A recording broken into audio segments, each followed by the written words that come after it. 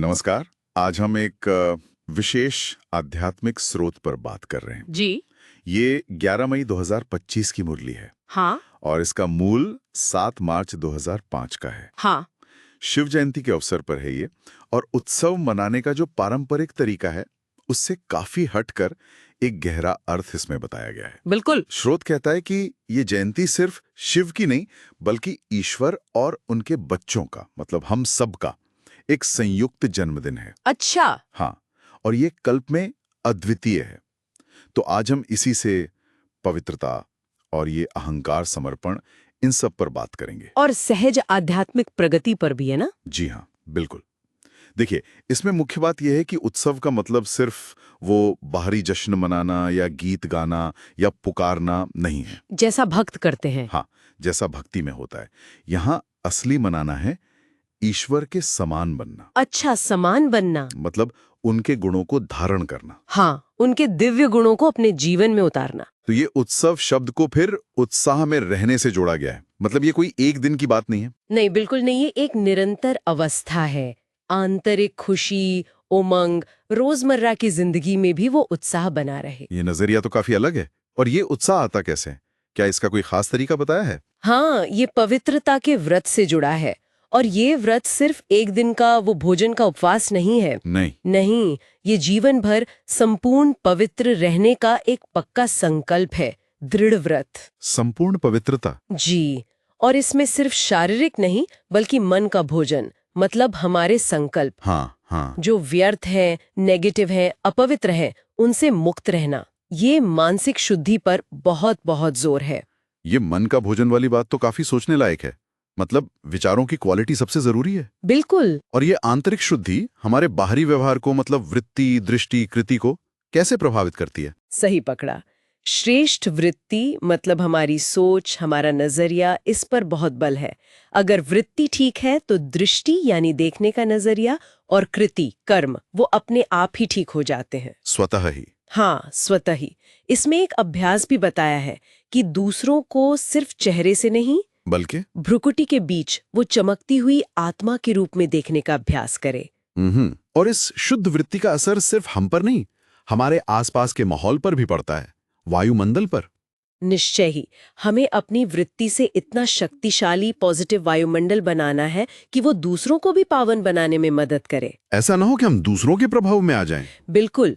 और इसी से जुड़ी एक और बात है, हमें जीवन में जो भी मिलता है, शक्तियां, सहयोग, उसे ईश्वर की देन, प्रभु प्रसाद समझना है। अच्छा। मतलब निमित्त व्यक्ति को याद रखते हुए भी, या उससे पहले दाता को, ईश्वर को याद रखना है। चलिए इस पर थोड़ी और बात करते हैं।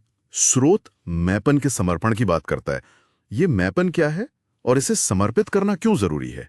ये तो मुश्किल लगता है अक्सर। हाँ, मैपन मतलब देह अभिमान। मैं ये शरीर हूँ, मैं ये पद हूँ, मैं ऐसा हूँ, ये भाव। हाँ। स्रोत कहता है कि यही सारे विकारों की जड़ है। काम, क्रोध, लोभ, मोह, अहंकार। खासकर अहंकार और क्रोध। जब मैं का भाव ज्यादा होता है तो जरा सी बात पर गुस्सा आ जाता है। सही बात है। तो इसी देह वाले मैं को ईश्वर को समर्पित करना, यही सच्ची बलि है। लेकिन स्रोत इसे सहज क्यों कहता है? अनुभव में तो अहंकार छोड़ना सबसे मुश्किल कामों में से एक लगता है। देखिए, स्रोत का नजरिया थोड़ा अलग है। वो कहता है कि ये सहज इसलिए है क्योंकि ये ड्रामा बना बनाया है। बना बनाया मतलब ये एक चक्र है जो पहले भी हो चुका है। आत्मा अपने असली स्वरूप में संपूर्ण है, पवित्र है। हमें बस उस स्वरूप को फिर से याद करना है, रिपीट करना है। अच्छा, उसे दोहराना है। हाँ, तो कुछ नया या असंभव नहीं करना है। इस नजरिए से देखें तो ये मुश्किल नहीं। ये बना बनाया ड्रामा वाली बात एक अलग दृष्टिकोण देती है। और शायद यहीं पर वो सहज पुरुषार्थ का वरदान भी आता है। बिल्कुल, ये संगम युग का वरदान है।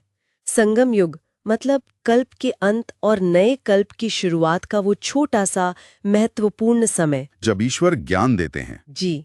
तो इस समय वरदान है कि पुरुषार्थ यानी मेहनत बहुत सहज हो सकती है। ईश्वर के प्रति स्नेह, मोहब्बत और उनकी याद, मन मना भव। जहां मोहब्बत है वहां मेहनत नहीं। एग्जैक्टली। जहां प्यार है वहां मेहनत महसूस नहीं होती।